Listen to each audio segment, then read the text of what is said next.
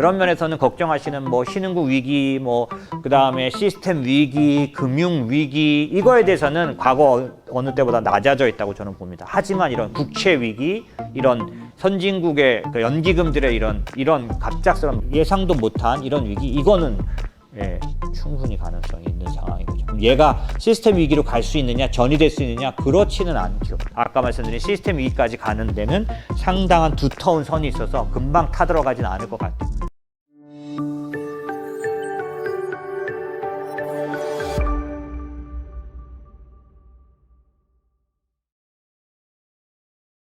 다음 있을까요? 토다 스마일님이시고, 시스템 리스크로 인한 시장 붕괴 시 미국 국채 금리가 어떻게 움직일까요? 안전자산인 미국 국채로 돈이 몰려서 국채 금리는 하락할지, 아니면 시장 붕괴로 인해서 미국 국채도 똑같이 붕괴되는지 궁금합니다. 우선은 이제 이 부분에 대해서는 여러분이 약간 이해를 하셔야 될 부분이 있어서, 제가 뭐 예를 들면 영국의 그 이자율 외환 파생 상품 관련된 이런 마진콜이나 이런 문제가 영국 연기금에서만 나타나는 게 아닙니다. 실제로 미국의 연기금도 한국의 연기금도 떨고 있을 가능성이 높습니다. 근데 이런 것들이 왜 이전에는 전혀 안 나타나다가 이렇게 갑작스럽게 이런 문제로 나타나느냐라고 하면, 그건 아까 제가 말씀드린 국채 시장의 문제 구조 때문이에요. 국채 시장의 문제 구조는 어디서 왔는지 아시는 게 있는데, 첫 번째는 유동성이 부족해서 온 겁니다. 이게 무슨 얘기냐 하면은, 예전에 어마어마하게 그 커브가 났다가 지금은 빼고 있기 때문인 거죠. 그래서 유동성 부족이 근데 이제 왜 위험한 현상이 되는지를 이해하시는 게 필요해요. 그래서 이게 왜냐하면 이제 간단하게 말씀드릴게요. 지금 시장을 이해하려면 유동성 부족이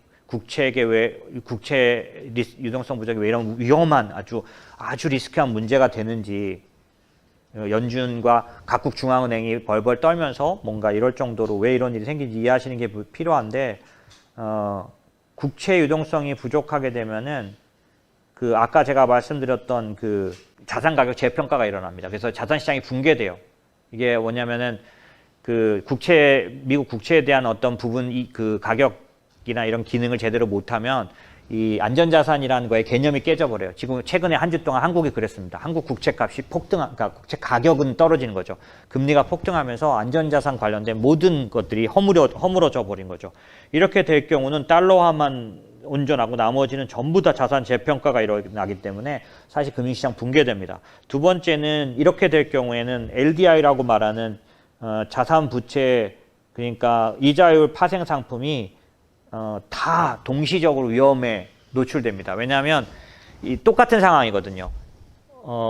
연기금은 계속해서 돈을 지급해야 되는데 5년 전, 10년 전, 15년 전에 높은 금리가 아니라 지나간 10년 이상 동안 계속 저금리였기 때문에 저금리에서 돈을 간단히 말하면 은행이 자기네들이 운영하는 시장의 이자가 2%인데 자기한테 돈 맡긴 사람한테 3%를 주려면 계속 1% 역마진으로 주는 수밖에 없어요. 왜냐하면 버는 게 2%인데 주는 게 3%면 계속 될 수가 없죠. 연기금 마찬가지로 자기네들이 운영하는 이자는 2%인데 3년 전, 5년 전, 10년 전에 약속한 금리는 5%면 계속 2%를 역마진 상태니까 얘를 커버하기 위해서는 이자율 파생 상품을 할 수밖에 없고, 이걸 하려면 레버리지를 크게 쓸 수밖에 없어요.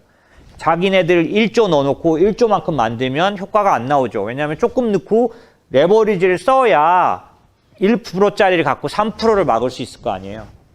엄청난 레버리지가 들어간 상태입니다. 그렇기 때문에 기본적으로 연기금 파산 위험은 선진국일수록 예외 없이 나타나고 있다는 거죠. 이게 국채에서 옵니다. 국채 유동성이 부족하면 다 나타나거든요. 영국의 길트채처럼 미국도 지금 국채 문제 생겼기 때문에 지금 저러고 있는 거죠. 그런데 이때 이걸 막을 수 있는 게 국가가 재정정책을 써야 되는데, 재정정책을 쓰면 더 망가집니다. 영국이 지금 그게 나온 거죠. 재정정책을 쓰려고 했더니 그래서 국채가 상대적으로 더 많이 발행됐고, 결과적으로 그것 때문에 국채 금리가 더 폭등해버린, 그러니까 이 위기를 더 만들어버리는 거죠. 국가가 재정으로 개입을 못합니다. 그러니까 손 놓고 있어야 되는 상황이 되는 거죠. 이런 부분들이 이 위기가 무서운 겁니다. 영국이 지금 거기에 휘말렸더니 사람들이 국가마다 그거를 이 위험을 체감한 거죠. 아, 이거는 한꺼번에 굴러가 버릴 수가 있겠구나라는 거죠. 그러면은 왜 그렇게 이 미국 같은 경우에 좀 이해할 필요가 있는데, 아까 제가 말씀드린 것처럼 미국의 이 국채 관련된 문제가 왜 생기느냐라고 하면 유동성이 부족한데, 첫 번째가 아까 말씀드렸듯이 연준이 지금까지 그 국채 시장의 25% 수요자, 가장 큰 손이었는데 얘가 지금 QT 진행 중이다 보니까 나오면 사주는 게 아니라 팔기만 하는, 빼야 되는 상태니까 당연히 수요 공백이 엄청나게 생기고요. 두 번째는 달러가 강세가 되면서 아까 말씀드린 일본이나 사우디나 이런 데가 디립다 미국 국채를 팔고 있다. 팔 수밖에 없다. 앞으로도 계속 일본이 개입하면 더 팔 수밖에 없다. 이게 계속해서 미국 국채 가격을 올려만 놓는 상황 오고, 이게 수급 공백을 만듭니다. 세 번째는 SLR이라 그래서 이게 지금 최근에는 가장 큰 문제가 되고 있는데, SLR이 뭐냐면은 미국 은행이 만약에 국채를 자산으로 보유하려면, 미국 국채를 갖고 있으려면 그에 상응하는 만큼 자기 자본을 늘려놔야 돼요. 국채를 완전 안전자산으로 봐가지고 국채는 그냥 들고 있어도 얼만큼 들고 있어도 상관없게 하면 좋은데, 그게 아니라 국채를 은행이 들고 있으려면 그것도 위험을 가산해가지고 얼만큼씩 이 자기 자본을 추가로 해야 됐었는데, 이게 코로나 때 풀렸다가 다시 생기면서 지금 은행들이 전부 다 국채 회피, 왜냐하면 국채를 갖고 있으려면 자기 자본을 쌓아야 되니까 지금 이 상황에서 자기 자본을 쌓는 것보다는 기본적으로 국채를 안 갖고 있는 게 낫죠. 그러니까 은행이 국채를 받으려고 하질 않아요. 은행도 지금 회피하는 상태죠. 오히려 미국 국채를 이전에 들고 있던 걸 줄여야 자기 자본 부담이 점점 줄어들잖아요. 이 위험한 상황에서. 점점 신용위기가 나타날 때 은행들이 가벼워지고 싶지 무거워지고 싶은 데가 있나요? 가벼워지고 싶으면 국채를 줄여야 하는 상황입니다. 은행도 줄여야 하고 연준도 줄여야 하는데, 일본 은행도 줄여야 하고 사우디아라비아도 줄여야 하면 누가 사죠? 그래서 미국 국채는 지금 어려운 겁니다. 그래서 바이백을 해야 하고 뭐 여러 가지 문제가 나온 건데, 이게 잘못 꼬였을 경우에는 어려움이 될 수 있어서 상당히 민감하게 미국 시장에 반응하고, 이거를 좌지우지하는 연준조차도 금리 올리는 것조차도 약간 조절하겠다라고 코멘트를 낼 정도로, 그리고 아까 제가 말씀드린 것처럼 여러 나라가 국채 시장에 다 개입하고 있습니다. 아까 독일이 레포 시장 했죠. 그 다음에 한국이 아까 안정화 기금 얘기 드린 것처럼 그런 식으로 가고 있으니까, 기본적으로 미국 국채 시장은 상당히 리스크 요인을 갖고는 있습니다. 어느 쪽도 안전하게 만들 수 있는 쪽은 갖고 있지 않은 거죠.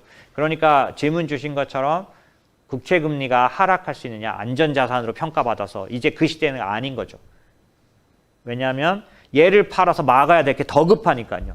영국 연기금이 미국 국채를 팔아가지고 돈을 먼저 넣는 게 먼저지, 안전하기 위해서 미국 국채를 더 축적해 줄 수 있는 구조가 아니에요. 그러니까 미국 국채도 영향을 그대로 받게 되니까 옐런부터 해서 연준 위원들이 경계하는 메시지를 내고 있다, 이렇게 보시면 되죠. 그러니까 질문은 자동으로 대답이 되셨을 것 같습니다. 다음 질문 볼까요? 땡땡땡 고객님이시고요. 미국 단기 채권 시장이 문제가 될 것이라는 시장의 의견을 들어 금융시장에 불안이 오지 않을까 걱정이 됩니다.